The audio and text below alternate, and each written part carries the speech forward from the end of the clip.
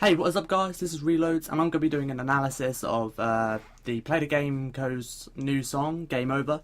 It's been made by the whole group of Play the Game, and they've managed and they've put a few little, not secrets, but it's got a few bits in it which I think could do with a bit of an analysis for people who probably can't even notice it that well. I'm not going to guarantee that this is 100% what they meant to put in on purpose. This is just what my personal opinion on stuff, but if I miss something out or you disagree with something that I say, I'll be happy to hear what you think about it. So if you do disagree or whatever, just post it in the comments and I will try my best to reply to it and do all that. So without further ado, let's start the song.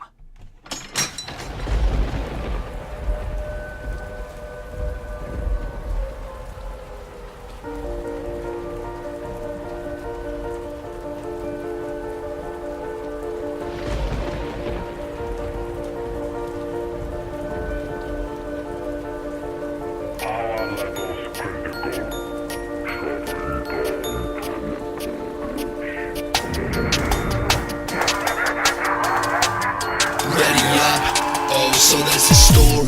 Forget about love, hope and glory. Just focus on the elements that make a story gory. Then just multiply the horror by the 935. Okay, so for the first verse, we're like a couple of lines into it, and we've already got the mention of 935, which obviously is going to be linked to Group 935, which we first got acquainted with in the Rees.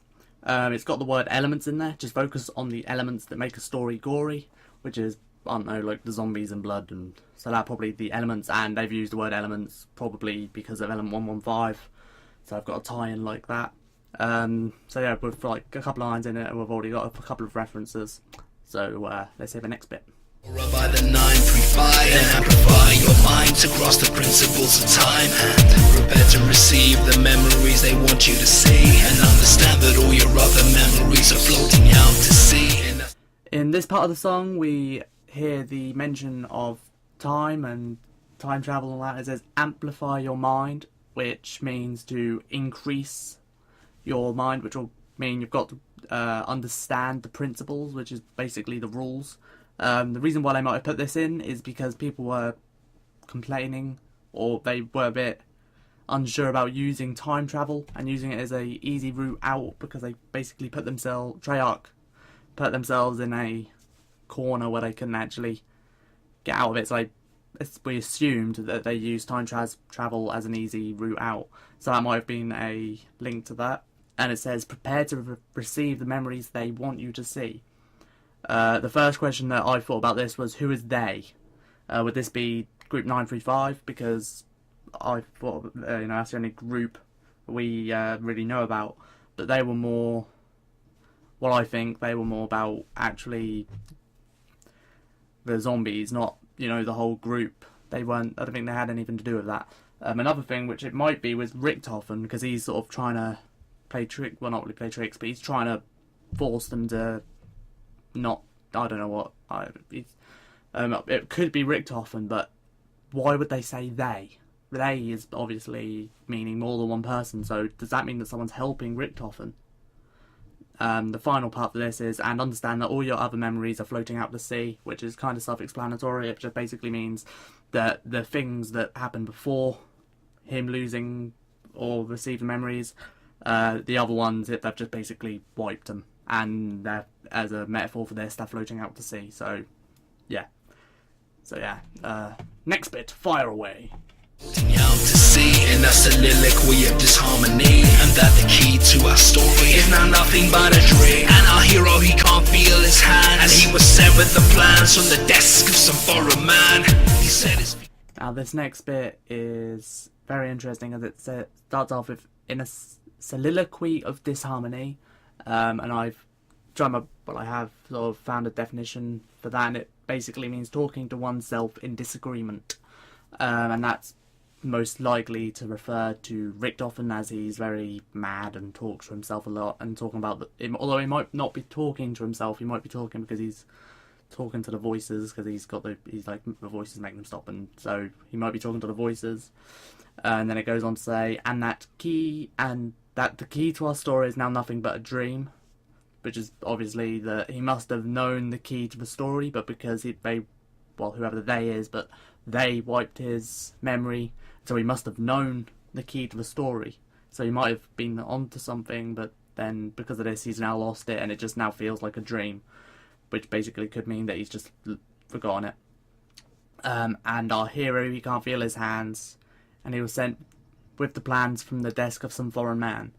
And our hero could possibly be Tank Dempsey, although I do recall seeing somewhere that someone thinks that it could be Peter. I don't know, I don't have a clue who this hero could be, but from here on, it more or less just follows this person, but we never actually find out who it is.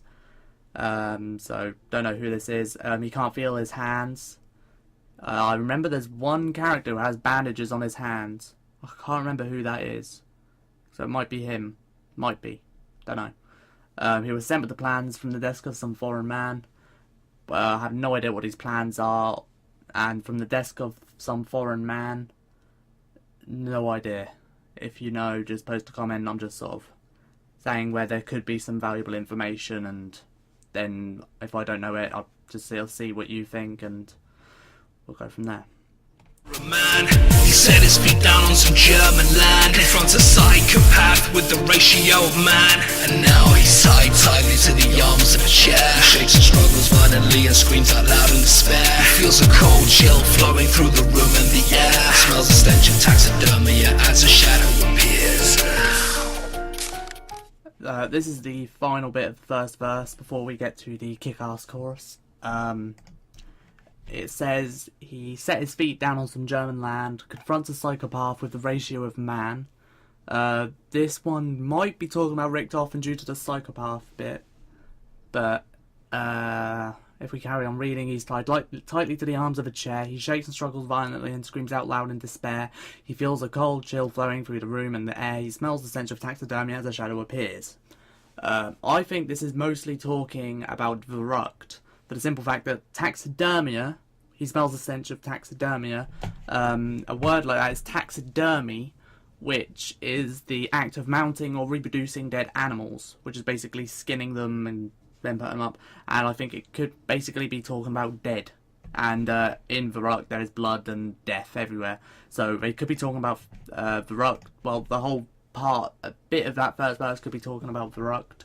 And I can't remember whether Richtofen was actually in Verrucht at any point, so if that is him, then if he was in Verrucht, then I'm thinking when it says confronts a psychopath with the ratio of man, it could be Richtofen, but if he wasn't ever in Verrucht that we know of, then it obviously couldn't be him. So that's just my interpretation of it. Now for the chorus, the best bit.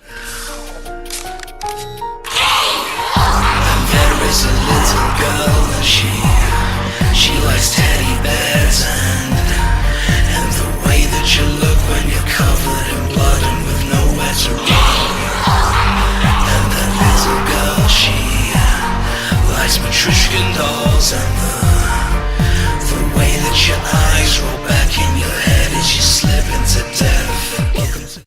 Now, the entire chorus here is predominantly talking about Samantha or Sam, but this is obviously because there is a little girl, the only little girl we know is Samantha. She likes teddy bears, which is found in the box, and we more or less are pretty sure that the box is more or less her toy box, and it with bears and teddy bear, which was found in the mystery box. And she likes to look when you're covered in blood and with nowhere to run. This basically means she's fucked up. Yeah, I think that is the reason why I put it in there. They just wanted to show that Samantha is really, really messed in the head. And that little girl, she likes Matryoshkin dolls. I don't know why I say Matryoshkin in there, but in the lyrics it says Matryoshka. But yeah, they have obviously the bomb things and the way that your eyes roll back into your head as you slip into death. Basically, she wants us to be killed. So yeah, more to support the fact that she's one fucked up little child. The second verse, which I'm now going to play to you well, I want to explain it when it plays, so enjoy it while it lasts.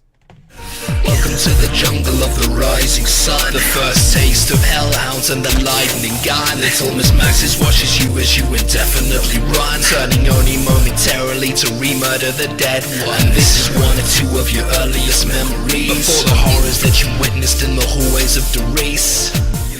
This part of it, they're going through Shinonuma, and obviously you haven't told already, they're going through the different zombie maps in order, which I probably should have mentioned at the beginning, but oh well.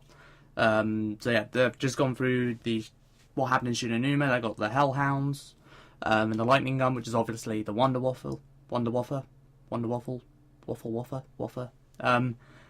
there's Little Miss Maxis, which is indefinitely Sam, because we know that she's Dr. Maxis's daughter. So obviously she's Samantha Maxis. What you do indefinitely run, because zombies, it's kind of instinct if you run, so as you run, turning only momentarily to re-murder the dead one, so to turn to shoot them. This is one of two of your earliest memories, so it's obviously they're talking about one of the characters before the horrors that you witnessed in the hallways of Doris. So yeah, they are talking about one of the characters you play, although they don't actually say which one it is. And I am very convinced that it's Tank Dempsey, as you'll see in the next part. Of the race, you find your partner Eddie stumbling his words, making out he's never heard of linking drill-inspired diodes. To the core of the story as the lines begin to blur, the addition of continuums makes only for absurd twists and turns. Right, for this bit, you find your partner Eddie stumbling his words. When they say Eddie, they obviously mean Richtofen, as his first name is Edward. So if you shorten that, you get Eddie. Making out he's never heard of linking vril-inspired diodes. Now, something that's very, very interesting about this is vril is a substance described in Edward Bulwer Lytton's 1871 novel, The Coming Race. So it's a substance, as is element 115, and when I typed this into Google and went onto images, I found this, what you can see on your screen right now. And as you can tell, it looks a very lot like the golden rod that you get from Call of the Dead. So that is very interesting, and I thought I should put that in there. So yeah, time for the next bit. Continuums makes only for absurd twists and turns as you land inside the land of propaganda, where Nazi wartime fashions litter all the walls and banners, hang proud from the ceiling covered in dust and decay, leaving 3 war criminals outnumbered and afraid that they put their trust in the hands of an egotistical mesomaniacal liar with the sole intention of controlling the moshes with his mind. Right, I've just got to quickly go through this last bit because I've lost track of time. And so I've got to try and keep it within the 50-minute time limit. So let's quickly start off. It starts off with twists and turns as you land inside the land of propaganda. Said land twice. Anyway, the definition of propaganda is a form of communication that is aimed at influencing the attitude of a community towards some cause or position so as to benefit oneself. Don't have a clue what that means. Please post a comment saying what it does mean, because I'm stupid. Yes, so post a comment saying what that means, please. I've lost where my notes are. Right, next is where Nazi wartime fashions litter all the walls and banners, hang proud from the ceiling covered in dust and decay, obviously talking about Kino, leaving 3 war criminals outnumbered and afraid, which means they've missed out Richtofen as a war criminal. So, well, I think it's Richtofen. They don't actually say Richtofen, I think it's Richtofen. That they put their trust in the hands of an egotistical, mesomaniacal liar with the sole intention of controlling the moshes with his mind. Egotistical means vain, I've had a look at that, and mesomaniacal liar, I think it just means liar, I think. Tell me if I'm wrong, but yeah. With the sole intention of controlling the moshes with his mind, want to control the zombies for his own personal benefit. Thank you for watching this first part. I'm very sorry if it sounded very rushed at the end. If you liked this part, then click like. If you did not like this part, then press dislike. But then post a comment saying what you did not like about it, and I will change it for my next part. Thank you again. Goodbye.